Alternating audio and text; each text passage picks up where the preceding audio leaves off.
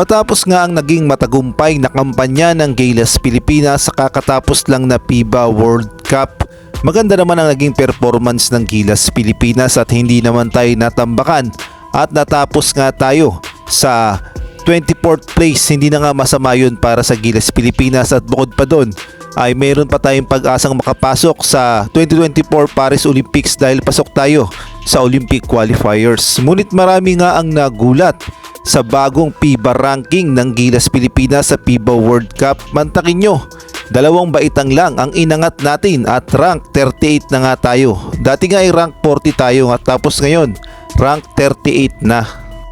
Ngunit nakakapagtaka nga na rank 38 lang ang Gilas Pilipinas sa FIBA World Cup at 2 lang yung inangat natin. Samantalang yung mga kasabayan nating Asian team sa FIBA World Cup na kagaya na lamang ng Jordan, nakulelat at nagtapos nga sa 32nd place sa FIBA World Cup. Mantakin nyo, number 32 sa bagong latest FIBA ranking. Tapos yung China na tinalo natin, rank 29 naman. At itong Lebanon, rank 28 at ang Iran ay rank 27. Samantalang yung Japan naman, deserve naman nila yan dahil maganda nga ang naging performance nila. Rank 26 sila sa buong mundo.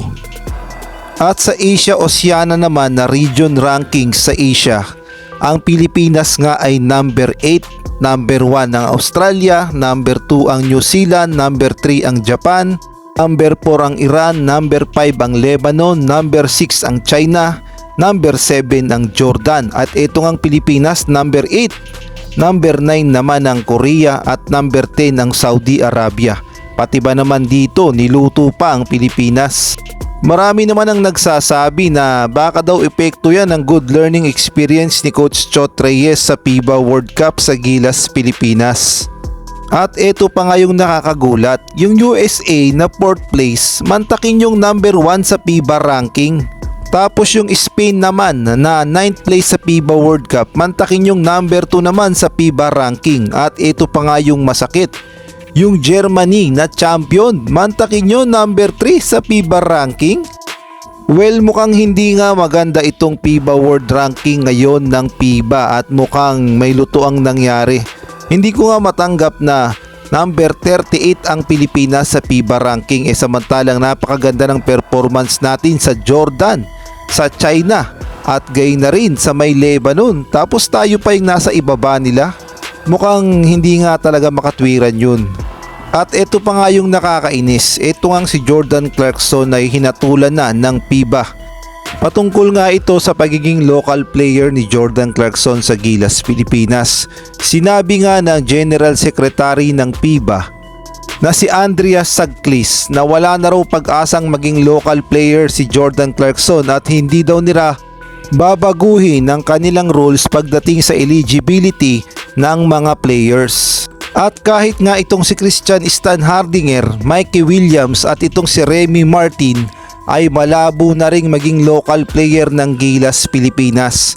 At atin namang pakinggan ang paliwanag ng General Secretary ng FIBA kung bakit hindi nila pwedeng gawing local players si Jordan Clarkson, Mikey Williams, Christian Stan Hardinger at gayon na rin si Remy Martin. We would not go in that direction due to the specificities that we have in our sport. We have 2-3 big markets that produce players that are connected to a number of other countries, and that would lead to national teams that have very little to nothing to do with the level of basketball and the development of basketball in the country. We have the United States, as you know, that has a usually approach. You are born there, you have a passport, that of course you get at the same time have another passport due to fathers and fathers. So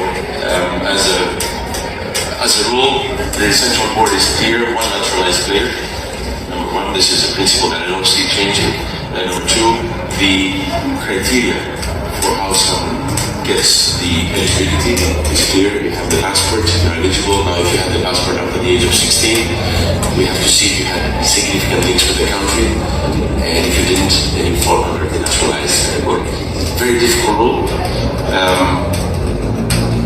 I spent this year in our continental assemblies quite a lot of time re-explaining it to our members. We all understand it. But when we have our own case, everybody forgets the rule and says, I would like a different rule. And then when we say proposed as a rule that will bring a fairer result from a competitiveness point of view, nobody has proposed something better than that, I have to be honest with you. So we're sticking to this rule, and we have a very experienced team that is reviewing the eligibility and the application of this rule. And we have to be very responsible on how we deal with that.